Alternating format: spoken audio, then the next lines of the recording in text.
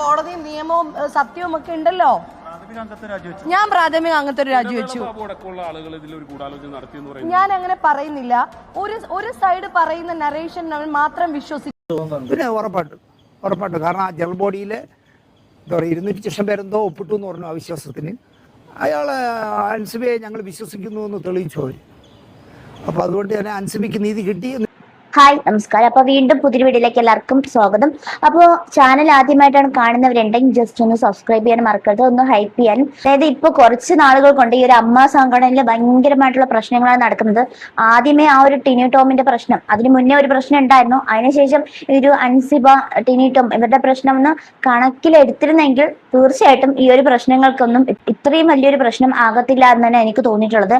അപ്പൊ വേറൊന്നുമല്ല, ഇന്നലെ ലക്ഷ്മിപ്രിയ നല്ല കുലസ്ത്രീയായിട്ട് പട്ടുസാരിയൊക്കെ കൊടുത്ത് മുല്ലപ്പൂവൊക്കെ ചൂട് നല്ല ഗ്രാൻഡായിട്ട് ഒരു സോങ്സ് ഒക്കെ ഇട്ടിട്ടാണ് ഇറങ്ങി വന്നിട്ടുണ്ടായിരുന്നത്. പക്ഷേ അവരെത്ര ഇനി ലുക്കായിട്ട് വന്നിരുന്നാലും അവരുടെ വായിൽ നിന്ന് വരുന്ന വാക്കുകൾ ഒരു പക്വതയില്ലാത്തൊരു വാക്കുകളാണ്. കാരണം അൻസിബയ്ക്ക് അറിയാം മീഡിയക്കാരുടെ മുന്നിലേക്ക് എങ്ങനെ സംസാരിക്കണം, എന്ത് രീതിയിൽ നിൽക്കണം, എങ്ങനെയാണ് പ്രതികരിക്കാനുള്ളത് എന്ന് കൃത്യമായിട്ട് അൻസിബയ്ക്ക് അറിയാം. ആ ഒരു പ്രായത്തിനനുസരിച്ചിട്ടുള്ള അതിനപ്പുറമുള്ള ഒരു പക്വതയാണ് ഈ ഒരു അൻസിബയ്ക്കുള്ളത്. പക്ഷേ ഇത്രയൊക്കെ ആയിട്ടും ഈ ഒരു ലക്ഷ്മിപ്രിയക്ക് ആൾക്കാരോട് എങ്ങനെ സംസാരിക്കണം എന്നുള്ളൊരു സാമാന്യ ബോധം പോലും ഇല്ല.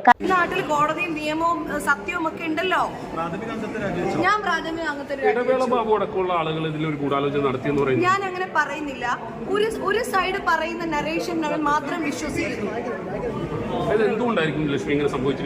അതിൽ മാധ്യമങ്ങൾക്കും ചെറുതല്ലാത്ത പങ്കുണ്ട്. കാരണം ഇന്നലെ ഞാൻ എഴുതിയ 93 യൂട്യൂബ് വീഡിയോകൾക്കെതിരെയും മലയാള സിനിമയിൽ മുൻപ് പ്രവർത്തിച്ചിരുന്നു എന്ന് അവകാശപ്പെടുന്ന 2 യൂട്യൂബേഴ്സ്, മലയാള സിനിമയിൽ ഒരു കാലത്ത് സംവിധായകർ എന്നൊക്കെ അവകാശപ്പെടുന്ന 2 യൂട്യൂബേഴ്സിനെതിരെയും ഞാൻ ഇൻഫോ പാർക്ക് സ്റ്റേഷനിൽ കംപ്ലൈന്റ് ചെയ്യുന്നതിനെ പറ്റിയിട്ട് ഞാനൊരു ഫേസ്ബുക്ക് പോസ്റ്റ് എഴുതി. ഫുൾ പോസ്റ്റ് എന്താണ് എന്ന് പോലും മനസ്സിലാക്കാണ്ട് നിങ്ങളടക്കമുള്ള മെയിൻ മീഡിയാസ് ഏത് രീതിയിലാണ് വളച്ചൊടിച്ച് ഇതിനെ കൊണ്ടുവന്നിട്ടുള്ളത്.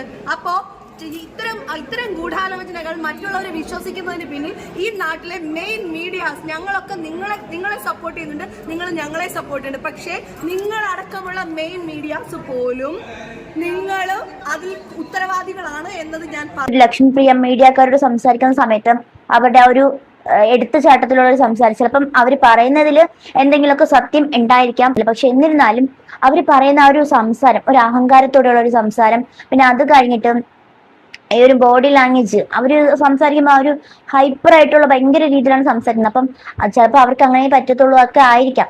എന്നിരുന്നാലും അങ്ങനെ കാണുമ്പോഴേക്കും ഓൾറെഡി ജനങ്ങളുടെ മുന്നിലേക്ക് എങ്ങനെയാണ് വരുന്നത്, ഇവർക്ക് അഹങ്കാരമാണ്, ഇവർ അങ്ങനത്തെ രീതിയാണ്, ഇവർക്ക് ഭയങ്കര ഇതാണ് എന്നൊക്കെ ഉള്ള രീതിയിലാണ് വരുന്നത്. ഇവരെ പ്രത്യേകിച്ച് ഇവർക്ക് ഇത്രയും ഒരു ഭയങ്കര ദേഷ്യം വരാൻ കാരണം കുറച്ച് നാൾക്ക് മുന്നേ ഒരു പ്രൊഡ്യൂസറിന്റെ 20 ലക്ഷം രൂപ എന്തോ പ്രശ്നമായിട്ടുണ്ടായിരുന്നു. ആ ഒരു കേസ് നടക്കുന്നുണ്ട്. അപ്പൊ അതിന്റെ എല്ലാം കൂടി ഇവർക്ക് ഇങ്ങനെ കിടക്കുകയാണ്. ഒന്ന് ആലോചിച്ച് നോക്കിയേ, എത്ര നല്ല രീതിയിൽ പോകേണ്ട ഒരു സംഘടനയാണ്, എന്തെല്ലാം രീതിയിൽ എങ്ങനെ പോകേണ്ട, പക്ഷെ അതിനെ ഇപ്പം ഇങ്ങനത്തെ രീതിയിലേക്ക് ആക്കിയെടുത്തത് ഇവരെല്ലാരും കൂടി ചേർന്ന് തന്നെയാണ്. എന്തായാലും നീനാക്കുറുപ്പ് കുറച്ച് കാര്യങ്ങൾ പറയുന്നുണ്ട്. നീനാക്കുറുപ്പിനെ കുറിച്ച് നമ്മൾ പഴയ വോയിസ് ഒക്കെ കേട്ടിട്ടുണ്ടായിരുന്നു. അത് അവരുടെ ഏതോ ഒരു ഗ്രൂപ്പിൽ ഇട്ടതായിരുന്നു. പക്ഷെ ആ ഒരു ഗ്രൂപ്പിൽ നിന്ന് അത് സ്പ്രെഡായി ലോകം മുഴുക്കായിട്ടുണ്ട്. അതായത് ഈ ലക്ഷ്മിപ്രിയ നമ്മുടെ വീട്ടിൽ നിന്ന് ചലയ്ക്കുന്ന പോലത്തെ കുറെ ലാംഗ്വേജസ് നമുക്ക് കേട്ടാൽ തന്നെ പെട്ടെന്ന് ആൾക്കാരിലോട്ട് ദേഷ്യം വരുന്നൊരു ഇതാണല്ലോ ഇവരുടെ ഒരു ലാംഗ്വേജ്. അപ്പൊ ആ ഒരു ലാംഗ്വേജ് നമ്മൾ എല്ലാരും കേട്ടതാണ്. അപ്പൊ അത് മുതൽ ഇവരുടെ എല്ലാ ആൾക്കാർക്കും ഒരു പ്രത്യേകമായിട്ടുള്ള ദേഷ്യം വന്നിട്ടുണ്ടായിരുന്നു. ഇപ്പം പ്രത്യേകിച്ച് ആ ദേഷ്യം ഈ ഒരു അൻസിബയോടുള്ള ദേഷ്യം, അതായത് ഈ ഒരു അൻസിബയോടുള്ള ദേഷ്യം വരാൻ കാരണം അൻസിബ എന്തോ ഒരു ഫോട്ടോ ഈ ലക്ഷ്മിപ്രിയയ്ക്ക് അയച്ചു കൊടുത്തിട്ടുണ്ടായിരുന്നു. ആ ഒരു ഫോട്ടോ എന്താണെന്ന് ജനങ്ങൾക്കും അറിയത്തില്ല, ഈ ഒരു മീഡിയക്കാർക്കും അറിയത്തില്ല. പക്ഷെ അത് പോലീസിലൊക്കെ കംപ്ലൈന്റ് ആയി. പക്ഷെ ഇതുവരെയും ആ ഒരു ഫോട്ടോ പുറത്തു വന്നിട്ടില്ല. അപ്പൊ എന്തായാലും നീനാക്കുറുപ്പ് അവരെ കുറിച്ചിട്ട് പറയുന്ന കുറച്ച് കാര്യങ്ങളുണ്ട്. അതാണ് നമുക്ക് ആദ്യം കേട്ടിട്ട് വരാം.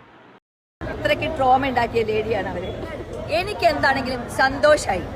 കാരണം ഇപ്പോഴാണ് സത്യത്തിൽ എനിക്ക് പുറത്താക്കേണ്ടതായിരുന്നു. പക്ഷേ ബാക്കി അതിനെക്കാട്ടി ഇമ്പോർട്ടന്റ് വിഷയങ്ങൾ നമുക്ക് സംസാരിക്കാൻ ഉണ്ടായത് കൊണ്ടാണ് ഇത്ര ഡിലേ ആയത്. പക്ഷേ ബുദ്ധി ഉപയോഗിച്ച് അവൾക്ക് തന്നെ മനസ്സിലായി എന്തായിരിക്കും അവൾക്ക് കിട്ടാൻ പോകുന്ന പണിഷ്മെന്റ്. അതുകൊണ്ട് അവൾ രാജിവെച്ചു. എനിക്ക് നിങ്ങളൊക്കെ തന്നെ പറഞ്ഞു കേട്ടിട്ടില്ലേ, ഇത്രയ്ക്ക് നിങ്ങളൊക്കെ തന്നെ ഷെയർ ചെയ്തിട്ടുള്ള ഇഷ്ടം പോലെ വിധത്തില്. നീനാക്കുറുപ്പ് ഭയങ്കര ഹാപ്പിയാണ്. കാരണം ആൾക്ക് നീതി ലഭിച്ചു, ആളൊരു തെറ്റും ചെയ്തിട്ടില്ല എന്നുള്ള രീതിയിൽ പറയുന്നുണ്ട്. അപ്പൊ എന്തായാലും ലക്ഷ്മിപ്രിയയുടെ ഭാഗം എന്തെന്ന് പറയും. ലക്ഷ്മിപ്രിയ ചെയ്യുന്ന തെറ്റെന്ന് പറഞ്ഞാല് മീഡിയക്കാരോട് എങ്ങനെ സംസാരിക്കണം എന്നുള്ള രീതി അറിയത്തില്ല. അതെന്താണെന്ന് അറിയില്ല. ഇതുവരെക്കും അതിനുള്ള കാര്യങ്ങൾ പഠിച്ചിട്ടുമില്ല, അറിഞ്ഞും കൂടാ. ഈ ഒരു ലക്ഷ്മിപ്രിയ ഒരു മുസ്ലിം ആയിരുന്നു. അതിനുശേഷമാണ് ഹിന്ദുയിലേക്ക് മാറിയതും ഈ ബിഗ് ബോസിൽ നിന്ന് പുറത്തേക്ക് ഇറങ്ങിയ സമയത്ത് ഹസ്ബൻഡ് വിളിക്കാവുന്ന സമയത്ത് കാലി തൊട്ട് തൊഴുക. അതായത് പണ്ടൊക്കെ ഉള്ള ആൾക്കാര് പണ്ടത്തെ ഒരു ചിന്താഗതി, പണ്ടത്തെ ഒരു ഇതാണല്ലോ, ഭർത്താക്കന്മാരുടെ കാല് തൊട്ട് വന്ദിച്ച് പിന്നെ അവര് അങ്ങനെ ഒരു ജോലി തുടങ്ങുക, അങ്ങനെയൊക്കെ ഉള്ളത്. പക്ഷെ അത് ഇപ്പോഴത്തെ കാലത്ത് അങ്ങനെ ആർക്കും പറ്റുമെന്ന് എനിക്ക് തോന്നുന്നില്ല. അപ്പൊ എന്തായാലും എല്ലാവരും അവനവന്റെ കാര്യങ്ങൾ നോക്കി പോകുന്നില്ല. അപ്പൊ അങ്ങനത്തെ ഒരു ഇതില് ഭയങ്കര കുലസ്ത്രീ ചമയിലുണ്ടായിരുന്നു. പൊതുവേ ആൾക്കാരുടെ മൊത്തം വായിക്കുന്ന കേൾക്കുന്നുണ്ട്. അത് മാത്രമല്ല, ഈ ഒരു ലക്ഷ്മിപ്രിയ റിയാക്ഷൻ വീഡിയോസ് ചെയ്യുന്ന ആൾക്കാരുടെ ഒരുപാട് ആൾക്കാരുടെ പേരില് കേസൊക്കെ കൊടുത്തിട്ടുണ്ട്. പിന്നെ ഈ യൂട്യൂബേഴ്സിന്റെ കേസൊന്നും അധികം ഉത്തരിയില്ല. കാരണം വലിയ വലിയ യൂട്യൂബേഴ്സ് ഒരുപാട് പേരുണ്ട്. അവർക്കൊന്നും ഇതൊക്കെ കേട്ടാലോ ഒന്നുമില്ല. കാരണം അങ്ങ് പോലീസ് സ്റ്റേഷനിൽ ചെല്ലും, പിന്നെ ജാമ്യം കൊടുക്കും. അങ്ങനെ ചെറിയ ചെറിയ ജസ്റ്റ് ഒരു ഇതൊക്കെയാണ്. അപ്പൊ അവർക്ക് അതിലൊന്നും പേടിയില്ല, ഇവർ എത്രയൊക്കെ കൊടുത്തിരുന്നാലും. അപ്പോ ഇവര് വലിയ വലിയ യൂട്യൂബേഴ്സിനെതിരെയൊക്കെ കേസ് കൊടുത്തിട്ടുണ്ട്. അപ്പൊ ഇവര് കേസ് കൊടുക്കുന്നതിന് മുന്നേ ഇവരുടെ വീഡിയോസിന്റെ അടിയിൽ വരുന്ന കമന്റ് ബോക്സ് ഒക്കെ ഒന്ന് ജസ്റ്റ് ഒന്ന് ഓപ്പൺ ചെയ്ത് നോക്കിയാലും ആ കമന്റുകളൊക്കെ ഒന്ന് വായിച്ച് നോക്കിയാലും നന്നായിരിക്കും. വേറൊന്നും കൊണ്ടല്ല, ഈ യൂട്യൂബേഴ്സിന്റെ വായ അടപ്പിക്കാൻ നോക്കുമ്പോഴത്തേക്ക് ഇവരുടെ വായിൽ നിന്ന് വരുന്ന വാക്കുകൾ കൊണ്ടാണ് അവരങ്ങനെ ഇടുന്നത്. ചിലപ്പം തമ്പനയിൽ നല്ല ക്യൂരിയോസിറ്റി ഉണ്ടാക്കാൻ വേണ്ടിയിട്ടുള്ള കാര്യങ്ങളൊക്കെ അവർ ചെയ്തിട്ടുണ്ടായിരിക്കാം. എന്നിരുന്നാലും അവരെ കുറിച്ചിട്ട് ഇങ്ങനെ റിയാക്ഷൻ വീഡിയോ ചെയ്യുന്നവരെ കുറിച്ച് ഇങ്ങനെ യൂട്യൂബിന്റെ ഇത് അങ്ങനെയാണ് ഇങ്ങനെയാണെന്ന് പറഞ്ഞ് കംപ്ലൈന്റ് കൊടുത്തിരുന്നാലും ഒന്നും വരാനൊന്നും പോകുന്നില്ല. പക്ഷേ നിങ്ങൾ മീഡിയക്കാരുടെ മുന്നിലേക്ക് വന്ന് സംസാരിക്കുന്ന രീതി, ഇപ്പം അവർക്കൊരു എന്താ പറയാ, സത്യങ്ങളൊക്കെ ഉണ്ടായിരിക്കാം, അത് അവരുടെ ഇതിൽ അറിയാം. പക്ഷെ എന്നിരുന്നാലും അവർ ഈ പൊതുവെ ഈ ഒരു പൊതുസമൂഹത്തിൽ വന്ന് സംസാരിക്കുന്ന രീതി, ആളൊരു എഴുത്തുകാരിയാണ്, നന്നായിട്ട് ഫേസ്ബുക്ക് പോസ്റ്റ് ഒക്കെ ഇടും. അപ്പോൾ അങ്ങനെയൊക്കെ ചെയ്യുന്ന സമയത്ത് പോലും നല്ല രീതിയിൽ ഇടും. പക്ഷേ ഈ ഒരു പൊതു സമൂഹത്തിന്റെ മുന്നിലേക്ക്, മീഡിയക്കാരുടെ മുന്നിലേക്ക് വരുമ്പോഴത്തേക്ക് എങ്ങനെയാണ് സംസാരിക്കേണ്ടത് എന്നുള്ള ഒരു രീതിയെ അവർക്ക് അറിയത്തില്ല. ഇനി എന്താണ് പറയുന്നത്, എത്രയൊക്കെ നമ്മള് മുല്ലപ്പൂ ചൂടി നല്ല പട്ടുസാരിയെ കൊടുത്ത് കുലസ്ത്രീയെ പോലെ വന്നിരുന്നാലും നമ്മുടെ ഉള്ളിലുള്ള സ്വഭാവം പുറത്തേക്ക് വന്നാലും തീർന്നു, അത്രയേ ഉള്ളൂ. എന്തായാലും അൻസിബ ഇതിനെ കുറിച്ചിട്ട് കുറച്ച് കാര്യങ്ങള് മീഡിയക്കാരോട് പറയുന്നുണ്ട്. ആ ഒരു കാര്യം കൂടി നമുക്ക് ആദ്യം കേൾക്കാം. ഇന്നിവിടെ നടന്നത് ചരിത്രപരമായിട്ടുള്ള തീരുമാനങ്ങളായിരുന്നു. ഇനി വരാൻ പോകുന്ന കമ്മിറ്റിയോട് ആദ്യമേ തന്നെ ഞാൻ എൻ്റെ റിക്വസ്റ്റാണ്, ഇവിടുന്ന് പോയവരെ തിരിച്ച് വിളിക്കണം. കഴിഞ്ഞ ഭരണസമിതിക്ക് കൃത്യമായിട്ടുള്ള വരവ് ചെലവ് കണക്കുകൾ ഈ ജനറൽ ബോഡിയിൽ കാണിക്കാൻ പറ്റിയിട്ടില്ല. അത് ഒരുപാട് തവണ ആ കമ്മിറ്റി അംഗങ്ങൾ ചോദിച്ചുകൊണ്ടിരിക്കുകയായിരുന്നു, ഞങ്ങൾക്ക് 45 ദിവസം തരാമോ, ഒരവസരം കൂടെ തരാമോ എന്നൊക്കെ. എന്ത് ബാലിശമായിട്ടുള്ള ചോദ്യങ്ങളായിരുന്നു അത്. പക്ഷെ ആ ബാലിശമായിട്ടുള്ള ചോദ്യങ്ങളൊന്നും ജനറൽ ബോഡിയിൽ വിലപ്പോയില്ല എന്നുള്ളത് തന്നെയാണ് സത്യം. വരവ് ചെലവ് കണക്കുകളുടെ കൃത്യത കുറവ് തന്നെയാണ് ആദ്യമായിട്ട് ഒരു പ്രധാന ഇഷ്യൂ ആയിട്ട് നിലനിന്നിരുന്നത്. അതുപോലെ തന്നെ എന്ത് പക്വതയോടെയാണ് ആ ഒരു അൻസിബ് സംസാരിക്കുന്നത്. അൻസിബയ്ക്ക് അറിയാം മീഡിയക്കാരുടെ എങ്ങനെ നിൽക്കണമെന്നും ഏത് രീതിയിൽ സംസാരിക്കണമെന്നും. അതായത് അൻസിബയ്ക്ക് തന്നെയാണ് നീതി ലഭിച്ചതും അൻസിബയ്ക്ക് നീതി ലഭിച്ചിട്ടുണ്ടെന്നുള്ള പൂർണ്ണ ബോധ്യവും ആൾക്കുണ്ട്. എന്തായാലും അത്രയും നന്നായിട്ടാണ് അൻസിബ് സംസാരിക്കുന്നത്.